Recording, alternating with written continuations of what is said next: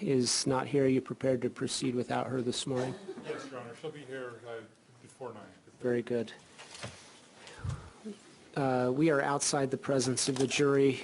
There was an issue raised yesterday with respect to two testifying witnesses who are federal inmates. Would you like to make a factual record as to each of them? Yes, Your Honor. I'm going to actually defer with the facts to Mr. Peed. He was present with Mr. Robinson. He can also speak briefly to the law, but I think it's applicable. Very good. Your Honor, I went with Detective Robinson to witness their interviews and speak to them briefly. Specifically, the three inmates from Texarkana, I think two of them have already been delineated as... One of them. There's one inmate from Beaumont, Texas, which he's inmate 1. And one of the three that come from Texarkana is inmate 2. Which one? Barrera. The other two, Mr. Knowles and the first thing that we talked about when we got in there was whether they had any questions for us, and immediately they responded that they were concerned about their safety. And part of this was the mechanism by which they were released. They were all called out at the same time. Previous to this, when they were interviewed at the Texarkana prison, they were brought out in kind of an atrium area where all of the other inmates can see them and can see them being interviewed. As the court probably knows, being a snitch, as it's labeled, though we think it's socially responsible, is a term of disparagement and even a dangerous position to be in. And so that was their primary concern that they expressed to us initially in speaking with them. They said that the way that they were called out made it obvious as to what was going on, that they were being transferred in relation to this case, and some even brought up the defendant and expressed certain sentiments about him. Who brought it up? Other inmates, as these other inmates were walking out, they were told to pack up, I believe, and they said things about Doc, which is one of the pseudonyms that they used for the defendant. And so they are extremely apprehensive about being televised, about their names and everything else, because it puts them in a very compromised situation. Yeah, they've requested a transfer as well. As the court knows, we have no jurisdiction to enforce anything like that.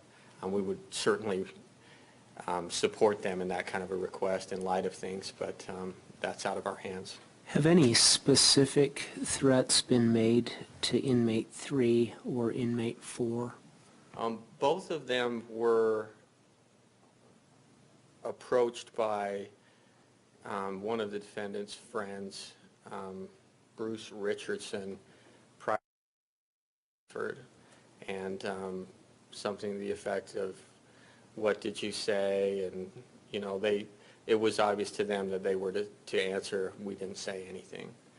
And so in that has probably heightened their concern, and then knowing where they're at. And one of them, in fact, belongs to a gang where this is not something you're to do, not to cooperate in any way. And so.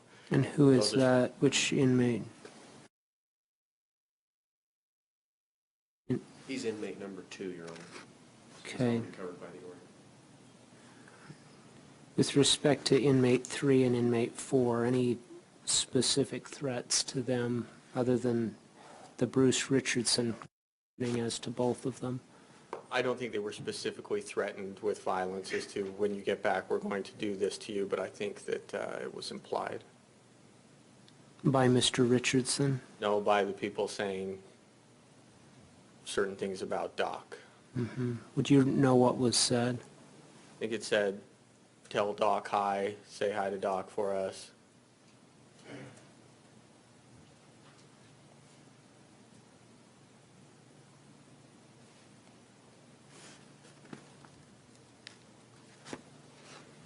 Anything else? No, Your Honor. Okay. Thank you. From the defense? Your Honor, I'm not privy to any of the facts.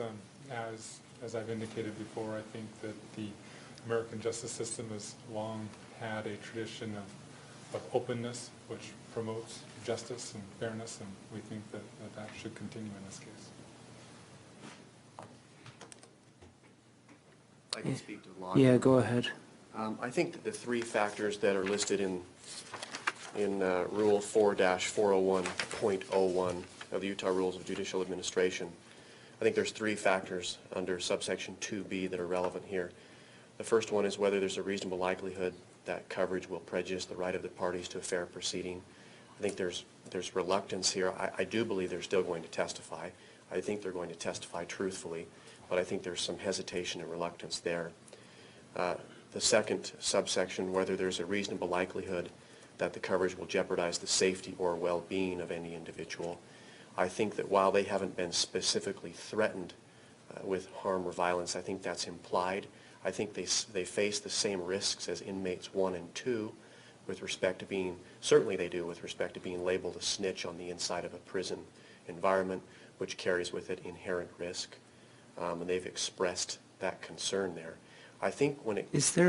Can I just press you on that? Yes. Because if it's interpreted that broadly, it would mean that any jailhouse informant would fall within the exception. Well, I don't think it's quite that broad here because they have expressed to us reluctance. They have been approached by another.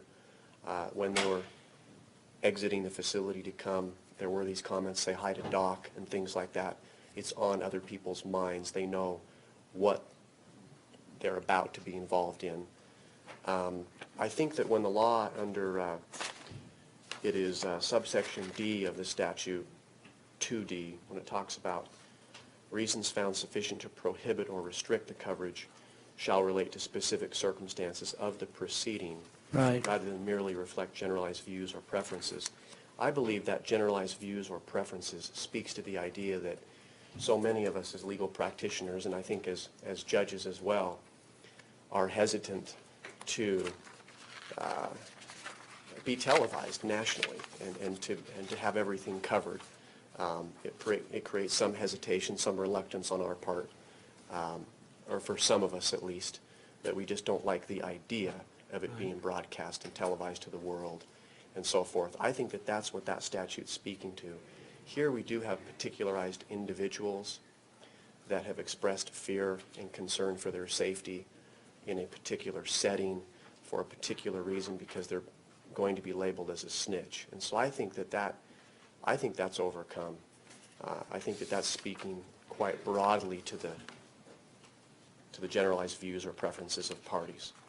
I'm just thinking of 2C that requires particularized findings to be made, and as opposed to circumstances that would exist generally for any jailhouse informant. I mean, anyone who is in jail and then cooperates with the prosecution is going to have a general reluctance to testify given their living situation. Sure. And I don't know that would be enough to overcome the presumption. I think I would need specific findings that I would have to make as to individuals. I would say a couple of things, Judge. I think that, number one, it's particularized here in that we have a jailhouse informant, which takes it out from a normal witness that may have some hesitation or reluctance to be exposed to the world about what he or she has done or might say. Number two, we have individuals that are in a federal prison where being labeled a snitch carries with it risks, and I think that that's known commonly within the prison community and so forth. Particularly, we have individuals here that have come forward and expressed concern about their safety. We have individuals that have indicated they have been approached by at least one individual that was friendly towards the defendant, which caused a definite hesitation on the part of inmate number 2. But these Did Bruce Richardson speak to both inmate 3 and inmate 4? I believe so. Mr. Robinson, who was present for the interviews, he apparently spoke to all of them. And what do we know about Mr. Richardson? I'm sorry, Your Honor. What do we know about Mr. Richardson? I just. anything? What I've been told, Mr. Richardson is a very large man in stature, can be intimidating because of his, he was close with the defendant, became very friendly with the defendant. With that said, Mr. Richardson has been transferred out of that prison, so he's no longer in Texarkana. I believe he's somewhere in Louisiana. So that immediate threat with respect to Mr. Richardson's not available. But I think we have certainly spoken to specifics that takes this out of the general realm of we just don't want them to be covered because we don't like media coverage, or that's not our preference. So I think it gives the court a lot of latitude to overcome that presumption. The last factor is any other factor affecting the fair administration of justice, and I think it's been shown that they are hesitant, they are worried about their involvement here, and if they are worried to the point where it affects their testimony, that could certainly affect the fair administration of justice on the part of the state and the search for truth here. And at this juncture, no one has said, I'm not going to testify if I'm televised. No. Of course, we won't know that until they That's true. take the stand, I suppose. And as I've made a record before, CNN has agreed not to televise inmates 3 and 4, their testimony as well. So the issue is the disclosure of their names? Disclosure of their names and then the photographing, the still photography of these inmates. The stipulation with the CNN, with the attorney that represents the media and the cameras here was in exchange for us not objecting to the second camera. Right. Use that stipulation. Okay. Mr. Grunander's spoken to the law. Any additional comments from the defense?